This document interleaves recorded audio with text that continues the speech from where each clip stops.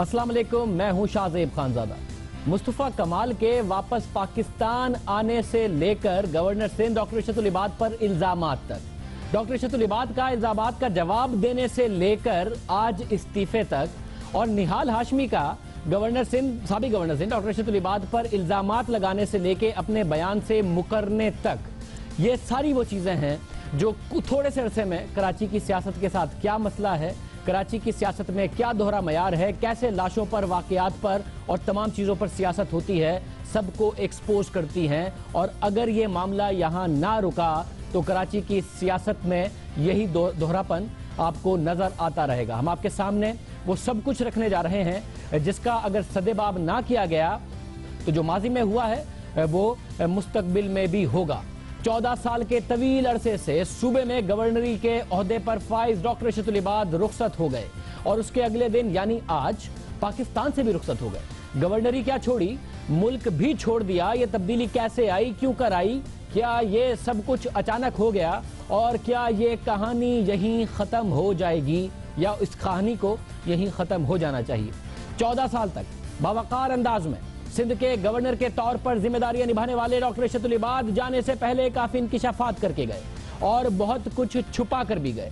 बताया हमारे 19 अक्टूबर के प्रोग्राम में जब हमने उनसे उनके इंकिशाफात की बात की कि आपने 12 मई पर एमक्यूएम से पकड़ा जाने वाले असलहे पर, इसके अलावा सानह बल्दिया पर जो लबकुशाई की है वो बहुत कुछ है, तो उन्होंने कहा कि जो मैं बोला हूं वो 0.0001% भी नहीं, इस सीने में बड़े राज हैं जो मैं इस ओहदे की वजह से नहीं कह सकता। क्या कह रहे थे? मैं बहुत सारी चीज़ें जानता हूं, लेकिन मैं ये नहीं कर सकता कि रोज़ाना मीडिया पे बैठ करके मैं सबके जो है ना वो सब बातों को आप लोगों के साथ या पब्लिक के साथ शेयर करूं। मेरी कुछ हलफ की रिक्वायरमेंट है, मेरी कुछ कॉन्स्टिट्यूशन की रिक्वायरमेंट है। मैं बहुत सारी बातें मतलब ये जितनी बातें मैंने की हैं शायद इसको आप पॉइंट और बहुत सारे जीरो लगा के 1 लगा दो, तो ये बहुत थोड़ी सी बातें की हैं। 15 साल बड़ा अरसा होता है।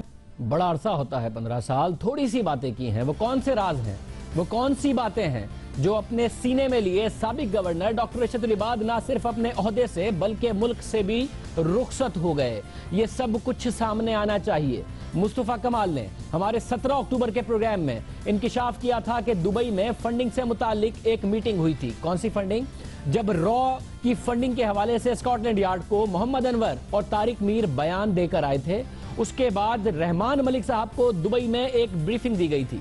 अब उसके बाद रहमान मलिक साहब से तो किसी ने पूछा नहीं, मुस्तफा कमाल साहब से भी इस हवाले से कोई तहकीकात नहीं हुई, मगर उन्होंने कहा था उसमें डॉक्टर इरशाद इबाद भी मौजूद थे। हमने डॉक्टर इरशाद इबाद से पूछा कि मुस्तफा कमाल कह रहे हैं कि आपका नाम ECL में डाला जाए और इस हवाले से तहकीकात की जाए, तो उन्होंने कहा मेरे बारे में कह रहे हैं तो मुस्तफा कमाल खुद भी तो मौजूद थे। हमने ये सवाल मुस्तफा कमाल के आगे रखा तो उन्होंने कहा, क्या कहा, ये जरा सुनो।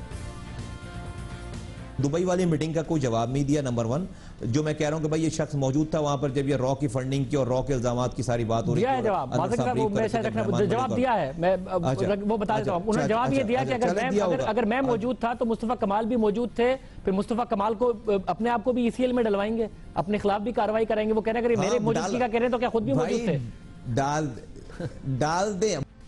मार्च में हमारे प्रोग्राम में कहा था कि गवर्नर मौजूद थे, अब ये कहा कि मेरा नाम भी साथ ECL में डालें और तहकीकात करें। जाहिर है रियासत ने कुछ नहीं किया, अब वो गवर्नर नहीं है, अब तक भी कुछ नहीं हुआ। हकाइक क्या है पता चलना चाहिए। उन्होंने जाने से पहले क्या कुछ इंकिशाफात किए थे। 12 मई का वाकया जो इब्तिदा से ही मुत्तहिदा कौमी मूवमेंट के लिए गले की हड्डी बना रहा, इस हवाले से उन्होंने क्या कहा था आपको सुनवाते हैं। 12 मई 2007 में जिस किसी ने किलिंग की, चाहे उसका किसी पॉलिटिकल पार्टी से ताल्लुक हो, उसको हमने फैसला किया है कि उसको हम चौराहे पे लटकाएंगे, हैंग करेंगे, इबरतनाक सजा देंगे, ताकि कभी किसी के वहम गुमान में भी ना हो कि 12 मई जैसा सानेहा किया जाए। लटकाने की बात यहाँ की, और हमसे इंटरव्यू में कहा कि 12 मई को मैंने सदर मुशर्रफ से कहा कि आप रैली ना निकलवाएं, अल्ताफ हुसैन साहब को मना करें। अल्ताफ हुसैन साहब को कहा कि ना निकलवाएं, कोई नहीं माना, रैली हुई और मैं कहता रहा कि इंटेलिजेंस इतलात हैं कि मामला खराब होंगे, ब्लड शेड होगा, कोई मेरी बात नहीं माना। मगर गवर्नर साहब से किसी ने नहीं पूछा और वो मुल्क से चले गए। जब मुस्तफा कमाल से ये सवाल किया गया तो उन्होंने इस इल्ज़ाम को इरशाद इबाद से जोड़ा। 12 मई के वाक़े को क्या कहते थे सुनिए। جو شخص یہ بات کہہ رہا ہے کہ 12 مئی کے قاتلوں کو کرنے والوں کو چوکوں پہ ٹانگوں گا میں مزے کی بات ہے کہ 12 مئی کرنے والا وہی آدمی ہے. اب یہ وہ لوگ ہیں جو اس وقت 12 مئی کے وقت دونوں بہت قریبی تھے. ایک میئر تھے، ایک گورنر تھے، دونوں ایک دوسرے کی تعریف کرتے نہیں تھکتے تھے. یہ دونوں یہ بات کر رہے ہیں اور ڈاکٹر رشید العباد صاحب، الطاف حسین صاحب اور جنرل مشرف صاحب کے بارے میں کہتے رہے. سانحہ بلدیہ ٹاؤن کے حوالے سے انہوں نے دوبارہ تحقیقات کی بات کی. متاثرین کو دی جانے والی امداد پر سانحہ بلدیہ ٹاؤن میں خرد برد کا الزام لگایا. بلدیہ فیکٹری 300 انسانوں کو جلا کے راکھ کر دیا گیا. اس کے بعد اس کے مالکان سے پیسے لیے گئے اور وہ پیسے ان بیچارے غریب انسانوں کے ماں باپ، بہن بچوں، ان کی بیویوں، ان کی بہنوں، ان کی مائیں، ان کے والدین، ان کے بھائیوں کو دینے کے بجائے کچھ زمین فروش لوگ ان پیسوں کو کھا گئے اور کھانے کے بعد ان پیسوں سے کھا بھی گئے، اسلحہ بھی لیا اور عیاشیاں بھی کی. میں آج آپ کو یقین دلاتا ہوں اس میں کوئی بھی ہو، میں نے ڈی جی نیب کو انسٹرکشن دے دی ہیں اور ان کو یہ کہا ہے کہ اگر کسی بھی مصلحت کے طور پہ وائٹو لگا کے کسی کا بھی نام مٹایا گیا ہو جی آئی ٹی سے، اس کو واپس لکھیں اور کسی کو نہ بخشیں، ہر ایک کو سزا دیں.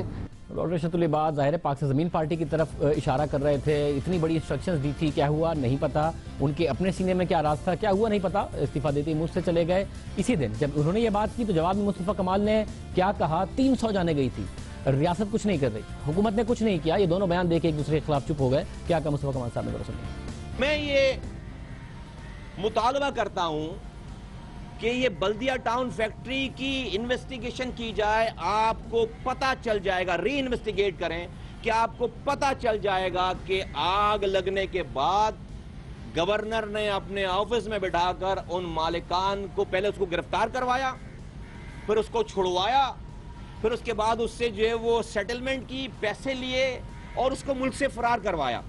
بلدیہ ٹاؤن جیسے سانحہ کی اثر نو تحقیقات کرا کر کلپریٹس کو بالکل ہمارے پاس جو انفارمیشن ہم کنٹریبیوٹ کریں گے، بالکل ان کو جو ہے وہ تختہ دار پر لٹکایا جائے. اور میں گارنٹی کے ساتھ کہتا ہوں کہ جیسی انویسٹیگیشن شروع ہوگی اس کے سرے جو ہے وہ گورنر ہاؤس سے اس گورنر ہاؤس میں ملیں گے اور رشوت العباد would be the biggest culprit.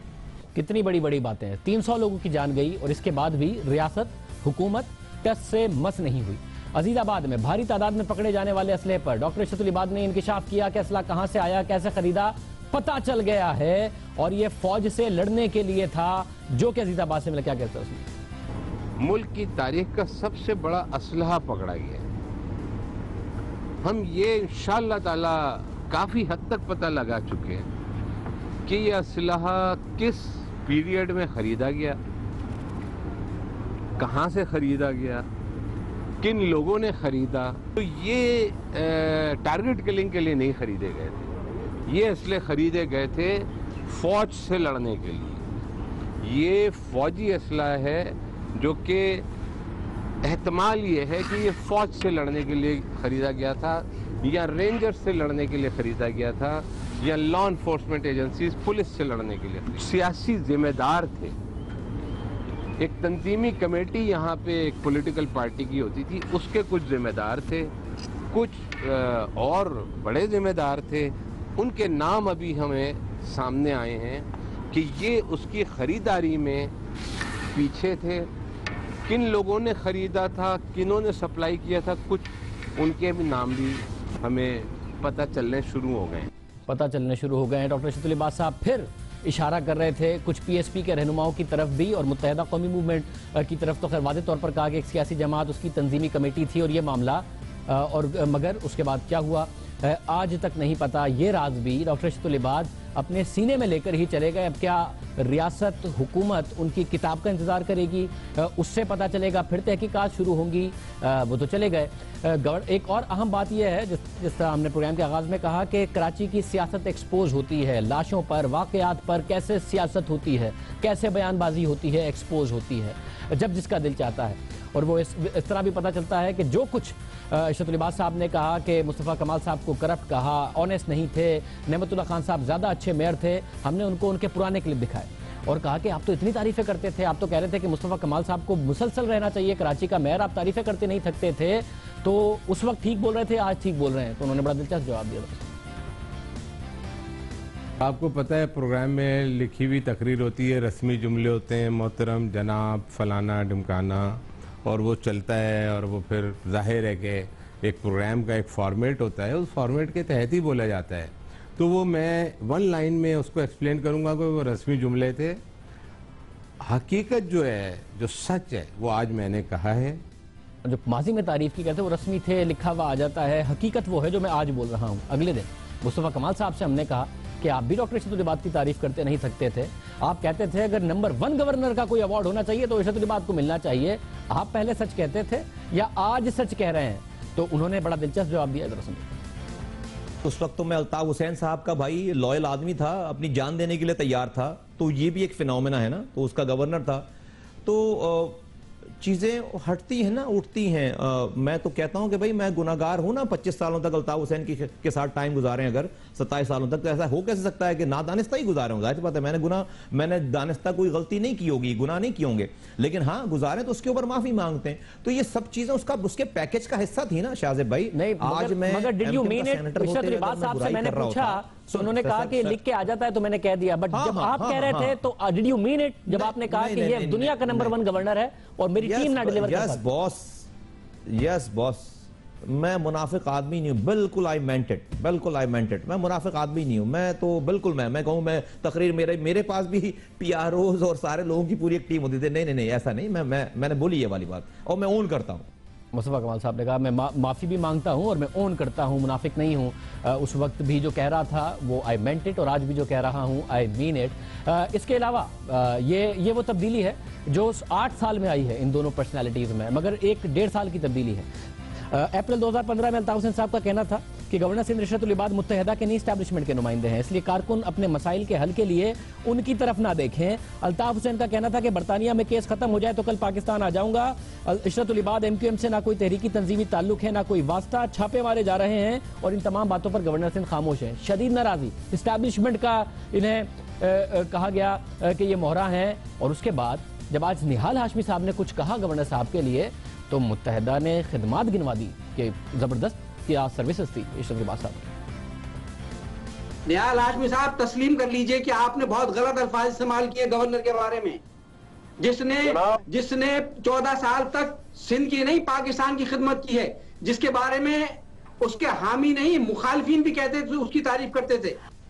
یہ جو گورنر صاحب کا رابطہ نہیں تھا، جو ذکر نہیں ہو رہا تھا، جو استعفے کے مطالبے، برائیاں سب تھیں، وہ ایک دم تبدیل ہو گیا اور تعریفوں میں بدل گیا۔ یہ تبدیلی 1.5 سال میں آئی ہے، مگر نہال ہاشمی صاحب میں خود میں تبدیلی 4 گھنٹے میں آ گئی ہے۔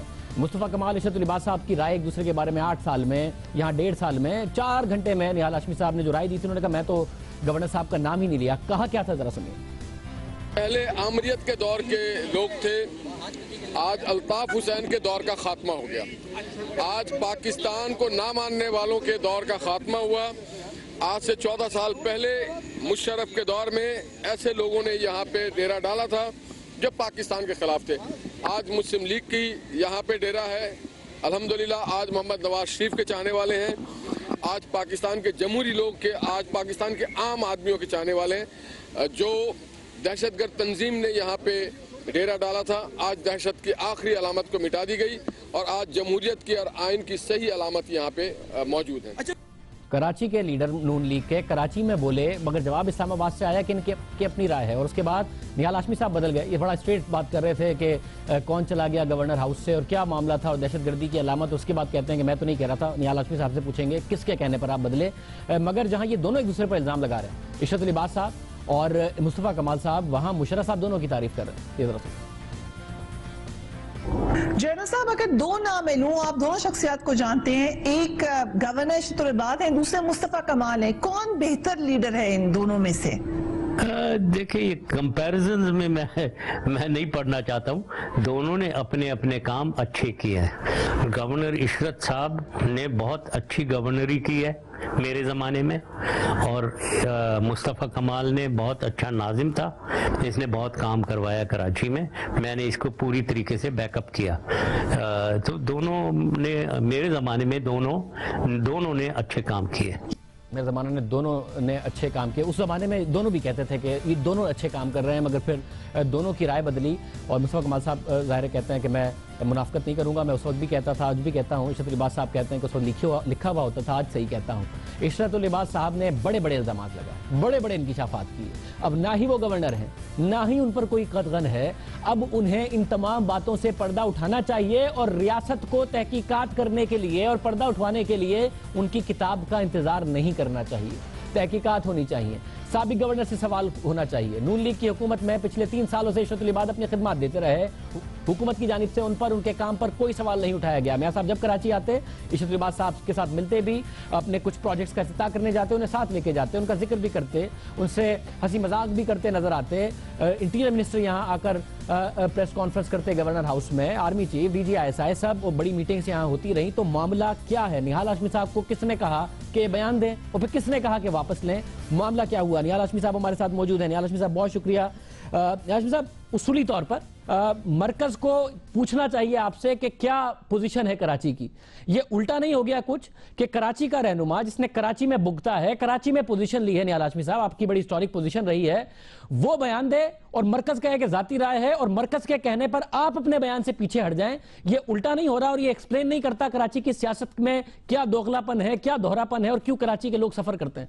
नहीं, देखिए, ये मैं एज ए कराची के आशी एज ए पॉलिटिकल वर्कर मैंने एक बात की और वहां पे उल्टे ऑर्डर में नहीं, जो उसकी ट्विस्टिंग हुई उसमें ऐसा मंसूब हुआ जैसे कि मैंने एक्स गवर्नर जनाब इशरत उल इबाद का नाम लिया। मैं अपने बयान में कहीं इशरत उल इबाद साहब का जिक्र भी नहीं किया है। मैंने तो एक बात की कि फ़र्क है आमरीत और जमहूरियत की। मैंने एक बात की कि एक लंदन से नॉमिनेशन होता था और वहां के लोग ला के लगाए जाते थे। मैंने कहीं पर इशरत उल इबाद साहब को ये जो जुमला है, दहशतगर्दी की आखिरी निशानी आज गवर्नर हाउस से खत्म हो गई, किसके बारे में कहा? देखिए, मैंने कहा दहशतगर्द, आप और मैं नहीं, पूरा मीडिया कहता रहा है इस शहर में जो दहशतगर्दी के मेरे तरफ से इस तरह से फिर मुझे बताएं गवर्नर साहब कैसे आदमी आपके ख्याल में, जो डॉक्टर इशरत उल इबाद कैसे आदमी थे? ये तो आवाम से पूछें आप, जिनको उन्होंने सर्व किया है। मेरे साथ उनके कॉर्डियल रिलेशन रहे। आपके साथ कॉर्डियल थे, मगर आपकी नजर में क्या डॉक्टर इशरत उल इबाद किसी भी तरीके से दहशतगर्दी में मुलविस थे या उसके पीछे थे जो कराची में होती थी? मैं एक बात कह सकता हूं कि जो 3 साल हमारे साथ उनका वक्त गुजरा है, उसमें उन्होंने फेडरल गवर्नमेंट के साथ उसकी सही मानों में नुमाइंदगी, और जो शहर में अमन और यहाँ पे जो ऑपरेशन हुआ लॉ एनफोर्सिंग का, उसमें हमारे साथ खड़े रहे। तो मैंने तो उनका जिक्र ही नहीं किया। मैं, आप पूछ रहे तो मैं बता रहा हूँ, मैंने तो उनका नाम ही 3 साल बड़ा अच्छा किरदार रहा। मैं आपका जुमला आपको बता रहा हूं, इसे बस एक्सप्लेन कर दीजिए। आज दहशतगर्दी की आखिरी अलामत मिटा दी गई है, क्या मिटाया है आज के दिन आप लोगों ने? जनाब, आप कराची पूरे में जाकर के देखें कि आज कराची में वो दहशतगर्दी नहीं है ना। मगर एक और जुमला, आज गवर्नर हाउस पाक हो गया, दहशतगर्दी के दौर का खात्मा हो गया, क्या हुआ आज? इस बात की गवाह रहा है कि शहर के लोगों से जाके पूछें, लोग जबर में रहे हैं, यहाँ की गलियों और बाजारों से जाके पूछें। ये 2013 के बाद आज लोग सुकून का सांस ले रहे हैं, चूंकि एक आईनी, कानूनी, जमहूरी, दयानत की, शराफत की, अमानत की सियासत की जा रही है पाकिस्तान में, गुड गवर्नेंस की जा रही है। इस वजह से कराची शहर भी उसके सम्राट बटोर रहा है। ये जो आपने आज शाम में बात की, उसके बाद 4 घंटे बाद ये जो सारी बातें कर रहे हैं, वफाक की तरफ से एग्जैक्टली क्या पैगाम आपको आया कि आप पीछे हटे हैं अपने बयान से और अब ये वाली बातें कर रहे हैं जो अभी कर रहे हैं? देखिए जी, गवर्नर हाउस में लोग आते जाते रहते रहे हैं, ये आपकी रिपोर्टिंग रही है, मीडिया की रिपोर्टिंग रही है। हमें तो आपके जबान हम कहते हैं, आपकी आंखों से हम देखते हैं, आपके बताए हुए चीजों को हम अपने कान से सुनते हैं। नहीं, अगर ऐसा होता तो आपको अपनी पार्टी और अपनी हुकूमत में भी बहुत सारी खामियां नजर आती जो बिल्कुल नजर नहीं आती। तो मीडिया की आंख, मीडिया की कान और ये वाला सारा मामला तो नहीं। मुझे बता दें कि मुस्तफ़ा कमाल ने जो इल्जामात लगाए, तहकीकात होगी या नहीं होगी? इशरत उल इबाद साहब ने जो इल्जामात लगाए, तहकीकात होगी या नहीं होगी? उनके सीने में जो राज दफन है, तहकीकात होगी या नहीं होगी? वफाकी हुकूमत ने आपको रोक दिया, इसका मतलब है चैप्टर क्लोज, मामला आगे चलेगा और कराची की सियासत इसी तरीके से घूमती रहेगी और यही होता रहेगा। देखिए, इल्जामात इस मुल्क में सब हर कोई लगाते हैं। इल्जामात के साथ लोगों को सबूत लाने पड़ेंगे। जो लोग इल्जामात लगाते हैं, हम इल्जामात की सियासत पे यकीन नहीं रखते। हम सर्विस ओरिएंटेड लोग हैं, हम खिदमत करने पे यकीन रखते हैं। अब से 4 घंटे पहले आपने इल्जाम थोड़ी लगाए थे, खिदमत की थी जिससे मुकर गए। नहीं, मैंने तो एक अदवार की बात की थी, एक माइंड सेट की बात की थी कि आमरीत के दौर और लंदन, मैंने ये बात की थी। निहाल हाशमी साहब, कम से कम आइंदा एहतियात करेंगे बयान देने से पहले? नहीं, मैं जो बरमला जो चीज़ है उसका इजहार जरूर करता हूँ, अपनी ज़मीर के मुताबिक बात करता हूँ। ज़मीर के मुताबिक उस वक्त किया था या ज़मीर के मुताबिक इस वक्त कर रहे हैं? और उस वक्त नहीं कर रहे थे, कब कर रहे थे? मैं ज़मीर के मुताबिक ही कर रहा हूँ। तो फिर उस वक्त क्या किया था? उस वक्त भी ज़मीर के मुताबिक कहा था। तो ज़मीर बदल गया या मौक़िफ़ बदल गया? नहीं, मेरा मौक़िफ़ भी नहीं बदला, ना ज़मीर बदला है। निहाल हाशमी साहब, बहुत शुक्रिया। निहाल हाशमी साहब हमारे साथ मौजूद थे, गुफ्तगू आपने सुनी। कराची की सियासत आगे बढ़े, 360 डिग्री घूमकर एक ही जगह ना आ जाया करे, उसके लिए बड़ा लाजमी है कि रियासत कुछ करे। बयानबाजी होती रहेगी, वरना सब किताब का इंतज़ार करें और वाक़यात के दोहराए जाने का इंतज़ार करें। ब्रेक शामिल करते हैं। बहुत अहम खबर है, हम मुसलसल कवर कर रहे हैं कि क्या मसला है कि मुजरिम पकड़े जाते हैं और रिहा होते हैं, पुलिस का वीक फॉलोअप और दूसरे मसाइल, किस तरीके से गवाहों को शहर में मारा गया है बड़े बड़े हाई प्रोफाइल केसेस में, और किस तरह रियासत उन्हें नहीं बचा सकी, आपके सामने रखेंगे एक ब्रेक के बाद।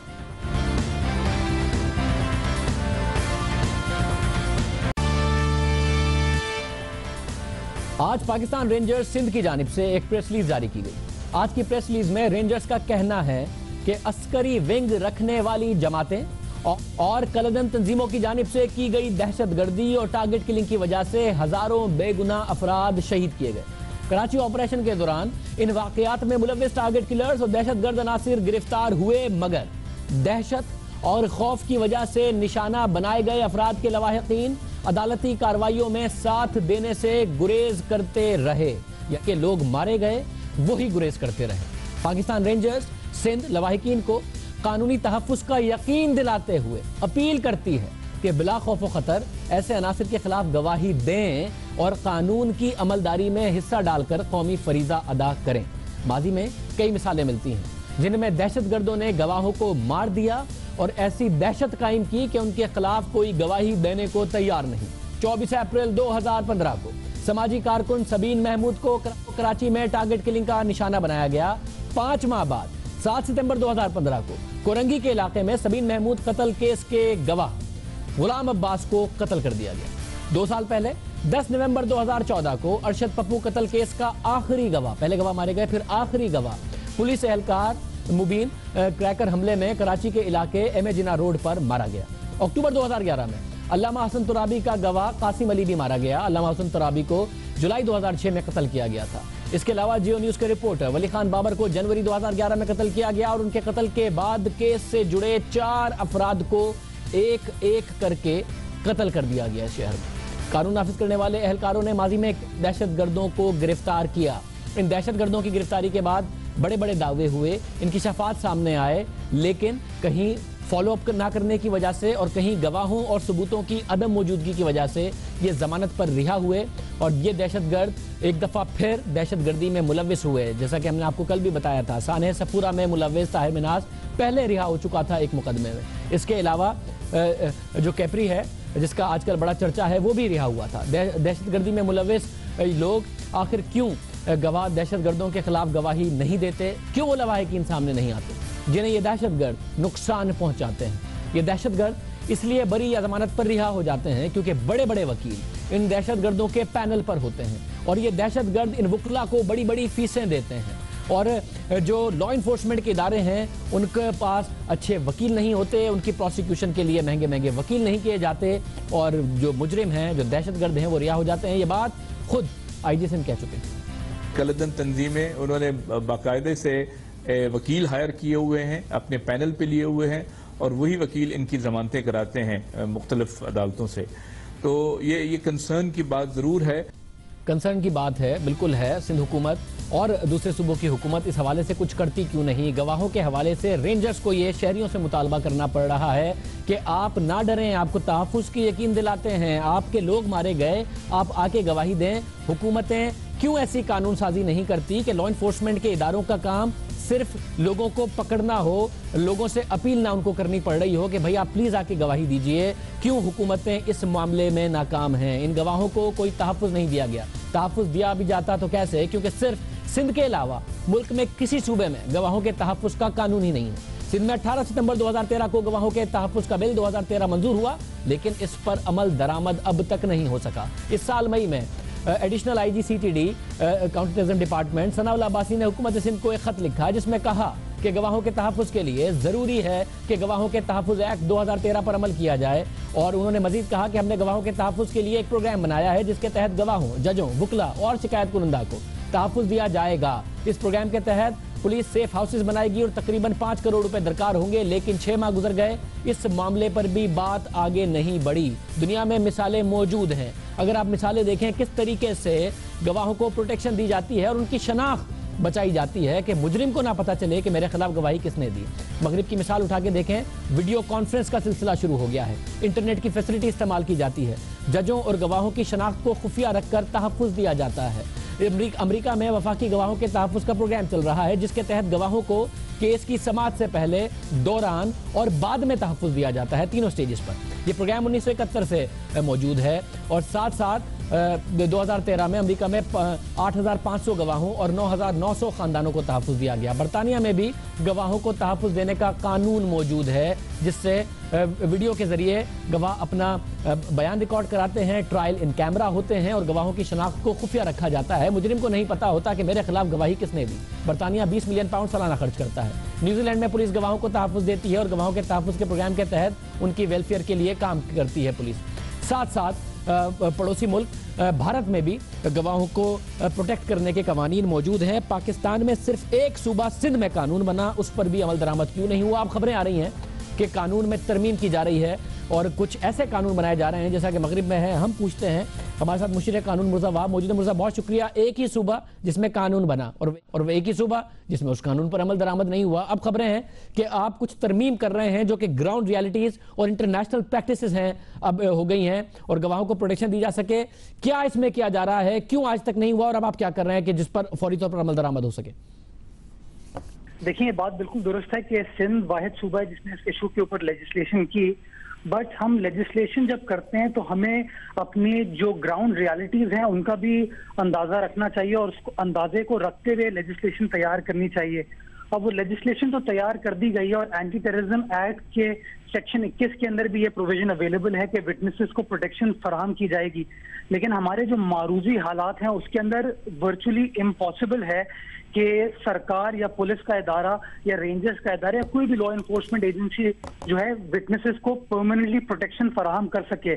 اور یہ تمام چیزیں جو ہیں وہ دنیا بھر میں بھی اسی طرح ہوتا ہے کہ کہیں پر بھی آپ ان پرپیچوٹی کسی کو پروٹیکشن نہیں دے سکتے ہیں.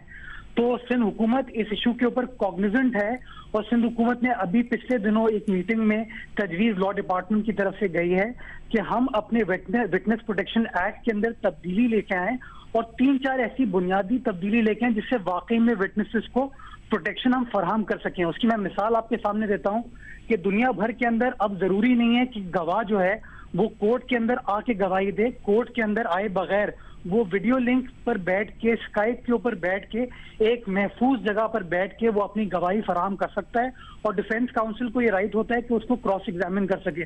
نمبر 1. نمبر 2, دنیا بھر میں ایک اور کانسیپٹ یہ ہے کہ جب آپ گواہی دینے کے لیے آئیں تو شاذر صاحب لیٹ سے اگر آپ خود گواہ ہیں تو آپ اپنے نام سے گواہی دینے نہ آئیں, آپ ایک سوڈونیم کے ساتھ کسی اور نام کے ساتھ آئیں تاکہ کوئی آپ کو ٹریس نہ کر سکے. تو اس چیز کی بھی گنجائش پیدا کرنے کے لیے ہم ترمیم کریٹ کریں تاکہ وٹنسز کو اس لحاظ سے بھی پروٹیکشن دی جائے. تیسری بہت اہم چیز جو ہے وہ ہوتی ہے آئیڈینٹیفیکیشن پریڈ. جب کبھی بھی کسی مجرم کو آپ کسی کیس کے اندر امپلیکیٹ کرتے ہیں تو جو گواہ ہے وہ اس وٹنس کی آئیڈینٹیفیکیشن پریڈ کے لیے کورٹ میں آتا ہے. اب اگر آپ اس کو کبھی خود اٹینڈ کریں تو وہ میرے حساب سے بحیثیت وکیل وہ اکیوز کی آئیڈینٹیفیکیشن پریڈ نہیں ہوتی ہے, وہ بنیادی طور پر وٹنس کی آئیڈینٹیفیکیشن پریڈ بن جاتی ہے. جس کی وجہ سے اگین اپریہنشنز ہوتی ہیں وٹنس کو کہ میں آیا گواہی دے پاؤں گا یا نہیں دے پاؤں گا. تو اس کے لیے بھی جس طرح آپ دیکھیں گے ویسٹ کے اندر ہوتا ہے کہ آئیڈینٹیفیکیشن پریڈ بیہائنڈ یہ بڑی اہم بات ہے مرزا کہ آپ ٹھیک کہہ رہے ہیں کہ وہ مجرم پہچان لیتا ہے, ملزم پہچان لیتا ہے کہ یہ گواہی دینے آیا ہے اور بعد میں کانسیکوینسز ہوتے ہیں. کب تک یہ جو اہم چیزیں ہیں اور مغربی پریکٹسز کے مطابق ہے, کب تک آپ اس پر عمل درآمد کرا کے اور قانون پاس کرا لیں گے؟ کتنا تیزی سے کام ہو رہا ہے؟ یہ تجویز لا ڈپارٹمنٹ کی طرف سے بھی چیف منسٹر صاحب کو گئی ہے. ان پرنسپل اس بات پہ کنسنسس ہو گیا ہے. لاسٹ ایپیکس کمیٹی کے اندر یہ تجویز میں نے ایپیکس کمیٹی کے شرکاء کو بھی دی تھی اور اس پہ سب آن بورڈ ہیں. اس کی ترمیم کے اوپر کام لا ڈپارٹمنٹ نے شروع کر دیا. انشاءاللہ نیکسٹ کیبنٹ میٹنگ میں اس ترمیم کو ہم کیبنٹ کے سامنے پیش کریں اور کیبنٹ کے اپروول کے بعد اس کو ہم سندھ اسمبلی میں لے جائیں گے.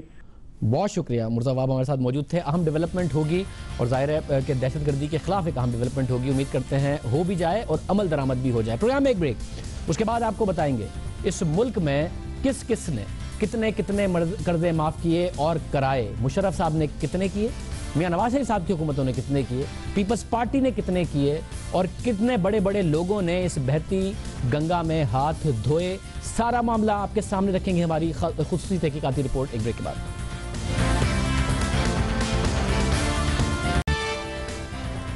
حکومت ماضی میں مطالبہ کرتی رہی کہ اگر احتساب کرنا ہے تو ان لوگوں کا بھی کیا جائے جنہوں نے ماضی میں قرضے معاف کروائے.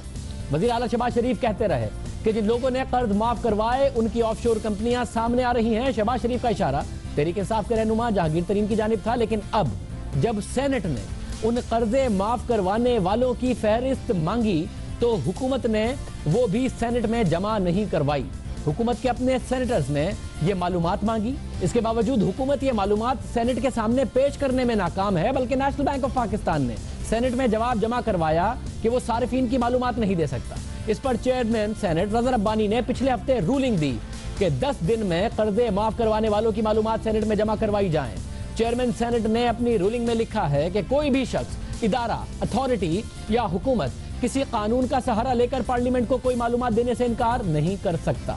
چیئرمین سینٹ نے اپنی رولنگ میں کہا ہے کہ نیشنل بینک آف پاکستان اور وزارت خزانہ نے مختلف قوانین کا حوالہ دے کر پارلیمنٹ کو گمراہ کیا ہے.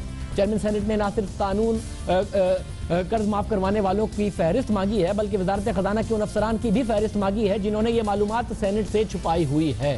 ایک طرف دعوے, سیاست کے لیے قرض معاف کرنے والوں کو تانے, جب اپنے اوپر تنقید آئے تو دوسروں کے قرضے کی بات کر کے ان پر تنقید, اور دوسری طرف حکومت میں آ کر کچھ کرنا نہیں ہے, معلومات اداروں کو دینی نہیں ہے. یہ ایک سیاسی رویہ ہے جو روایت بن گیا ہے. حکومت کی معلومات پارلیمنٹ میں پیش کرنی ہے لیکن وہ ایسا نہیں کر رہی. کیوں نہیں کر رہی یہ حکومت ہی بتا سکتی ہے, لیکن ہماری تحقیق کے مطابق ملک میں سب سے زیادہ قرضے سابق صدر جنرل پرویز مشرف کے دور میں معاف کرائے گئے. جو دستاویزات ہمارے پاس ہیں ان کے مطابق, اور ہم سرکاری بینکوں کی بات آپ کے سامنے رکھیں گے, 1999 سے 2008 تک پاکستان میں 176 ارب روپے کے قرضے معاف کیے گئے. اور یہ دور تھا جنرل پرویز مشرف کا. جب 1999 میں جنرل مشرف نے اقتدار سنبھالا تو انہوں نے احتساب کا اعلان کیا, قوم کو 7 نکات دیے جن کے مطابق انہوں نے احتساب کرنا تھا, لیکن ایسا کچھ نہیں ہوا. ان سیاستدانوں پر جن پر جنرل پرویز مشرف نے کرپشن میں ملوث ہونے کے الزام لگائے, ان کا احتساب ہوا, نہ ان سے لوٹی ہوئی دولت واپس لی گئی, بلکہ ان کے دور اقتدار میں ملک میں سب سے زیادہ قرضے معاف کرائے گئے. پچھلے 25 سالوں میں سرکاری اور نجی بینکوں نے تقریباً 209 ارب روپے کے قرضے معاف کیے, جن میں سے 84% ان کے دور میں ہوئے. 209 ارب روپے میں سے 176 ارب روپے کے قرضے جنرل مشرف کے 9 سال کے اقتدار میں معاف کیے گئے, جبکہ مسلم لیگ نواز کے 3 حکومتی ادوار میں 22 ارب روپے کے قرضے معاف کیے گئے. پیپلز پارٹی کے 3 ادوار میں 14 ارب روپے کے قرضے معاف کیے گئے, یعنی سب سے کم. جو دستاویزات ہم نے national bank of Pakistan, state bank of Pakistan اور دوسرے نجی بینکوں سے حاصل کی ہے, ان کے مطابق نیشنل بینک آف پاکستان یعنی سرکاری بینک نے 1990 سے 2015 تک 26 ارب روپے کے قرضے معاف کیے, جس میں سے 84% مشرف صاحب کے دور میں تھے. بینک آف پنجاب نے 123 افراد کے 1.5 ارب روپے گزشتہ 10 سالوں میں معاف کیے. بینک آف خیبر نے گزشتہ 8 سالوں میں 58 لوگوں کے تقریباً 70 کروڑ روپے معاف کیے, جبکہ ایک اور سرکاری بینک زرعی ترقیاتی بینک نے 1999 سے 2008 تک 8 ارب روپے کے قرضے معاف کیے. اور انتہائی اہم بات ہے, یہ وہ تفصیل ہے جو سرکاری بینکوں نے سیاستدانوں, صنعتکاروں, ریٹائرڈ آرمی آفیسرز اور نجی بزنس مین اور غیر ملکیوں کے قرض معاف کیے. یہ کسی عام آدمی, غریب آدمی کے, مڈل کلاس کے قرض نہیں معاف ہوئے. نیشنل بینک آف پاکستان نے 1990 سے 2015 تک 129 افراد کی تقریباً انفرادی طور پر 5 کروڑ روپے کے قرض معاف کیے اور ان میں 82 افراد نے 21 ارب روپے کے قرضے مشرف دور میں معاف کروائے. صرف 82 افراد نے اتنے اربوں روپے کے, جبکہ مسلم لیگ نون کے 3 ادوار میں تقریباً 29 افراد نے نیشنل بینک سے 4 ارب کے قرضے معاف کروائے. پیپلز پارٹی کے 3 ادوار میں 18 افراد نے تقریباً 36 کروڑ روپے کے قرضے نیشنل بینک سے معاف کروائے. صرف یہ معاملہ نیشنل بینک سے نہیں بلکہ زرعی ترقیاتی بینک سے بھی منسلک ہے, جس میں بھی قرضے متعدد معاف کیے گئے. ہمارے ساتھ زاہد گشکوری موجود ہیں جنہوں نے تفصیلی اس رپورٹ پر کام کیا ہے. زاہد, بہت شکریہ. کس جمہوری حکومت میں زیادہ قرضے معاف ہوئے اور اوورآل کیا کوئی غریبوں کو بھی فائدہ ہوا, کوئی مڈل کلاس کے بھی لوگ تھے جن کو فائدہ ہوا؟ شاہزیب, پولیٹیکل پارٹیز میں سے پاکستان مسلم لیگ نواز کے 10 سالہ دور حکومت میں سب سے زیادہ قرضے معاف کیے گئے ہیں. جو ڈاکومنٹ ہمیں حاصل ہیں اس سے معلوم ہوتا ہے کہ پاکستان مسلم لیگ نواز کے دور میں 25 ارب روپے کے قرضے معاف کیے گئے ہیں, اور جو موجودہ دور حکومت ہے اس میں تقریباً 10 ارب روپے مختلف بینکوں نے مختلف لوگوں کے معاف کیے ہیں. اس کے علاوہ پاکستان پیپلز پارٹی اس کے ساتھ ساتھ ہے, اس کے 3 جو ادوار تھے اس میں 14 ارب روپے معاف کیے گئے. مختلف ادھار لینے والے لوگوں نے اپنے قرضے معاف کروائے. یہ بتانا اپنے ناظرین کو بہت ضروری ہے کہ تقریباً 25 سال کے عرصے میں 209 ارب روپے معاف کیے گئے. 36 بینکس نے بہت سارے لوگوں کو ڈیفالٹرز کے لون معاف کیے, جس میں 80% سے زیادہ جنرل مشرف کے دور میں معاف کیے گئے 1999 سے لے کر 2007 تک. اور اس کے علاوہ 172 لوگ جو پاکستان کے سب سے بڑے ڈیفالٹر تھے اس وقت, اور ان میں سے ہر ایک آدمی نے 50 کروڑ یا اس سے کی رقم لی ہوئی تھی, وہ بھی بینک نے معاف کیے. بہت شکریہ زاہد گشکوری, ہمیں بتا رہے تھے اس حوالے سے. ایک عام معاملہ سامنے آیا ہے. کل ہم نے معاملہ اٹھایا کہ کلدم تنظیموں کے سربراہوں کو بینک اکاؤنٹ کھولنے کی اجازت نہیں, موومنٹ میں پابندی ہے, مگر وہ کیا پارلیمنٹ میں جا سکتے ہیں؟ الیکشن لڑ رہے ہیں, ڈیولپمنٹ ہوئی ہے. کلدم اہل سنت الجماعت کے سربراہ احمد ادیانوی صاحب کو ڈسکوالیفائی کر دیا گیا ہے, وہ الیکشن نہیں لڑ سکتے جو وہ لڑنے جا رہے تھے. کیا معاملہ آپ کے سامنے رکھیں گے؟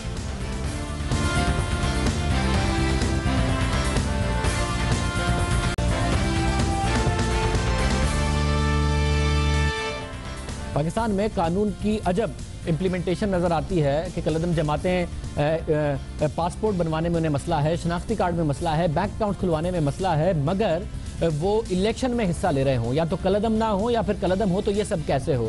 آج ایک اہم ڈیولپمنٹ ہوئی. احمد ادیانوی صاحب کے الیکشن لڑنے کے حوالے سے یہ اپڈیٹ سامنے آئی کہ لاہور ہائی کورٹ کے ایپلیٹ ٹریبیونل نے جھنگ کے صوبائی حلقے PP 78 سے کلدم اہل سنت الجماعت کے سربراہ مولانا احمد ادیانوی کے کاغذات نامزدگی مسترد کرتے ہوئے انہیں نااہل قرار دیا ہے. جنگ کے شہری میاں مظفر اور شراز اکرم نے کلدم اہل سنت الجماعت کے سربراہ کی انتخابی اہلیت کے خلاف ٹریبیونل میں اپیل دائر کی تھی, جس میں الزام لگایا گیا کہ مولانا احمد ادیانوی کا نام 4th شیڈول میں شامل ہے. ان کے خلاف مختلف مقدمات درج ہیں. انہوں نے اثاثوں میں اپنے بیٹے کے نام پر 35 کنال اراضی ظاہر نہیں کی, اس لیے امیدوار آئین کے آرٹیکل 62 اور 63 کے شرائط پر پورا نہیں اترتے. عدالت انہیں انتخابات کے لیے نااہل قرار دے. عدالت نے فریقین کے وکلا کے دلائل سننے کے بعد جج جسٹس قاسم خان اور مرزا شمس محمود نے فیصلہ سناتے ہوئے احمد ادیانوی کے کاغذات نامزدگی مسترد کر دیے اور انہیں نااہل قرار دے دیا. تفصیلی فیصلہ اس حوالے سے تحریری فیصلہ کل سامنے آئے گا, جس میں یہ بات سامنے آئے گی کہ کاغذات نامزدگی اثاثے چھپانے کی بنیاد پر مسترد ہوئے یا ان کا نام 4th شیڈول میں ہونے کی وجہ سے مسترد کیے گئے. آج کے پروگرام میں اتنا ہی. آپ سے اب پیر کے دن ملاقات ہوگی. اللہ حافظ.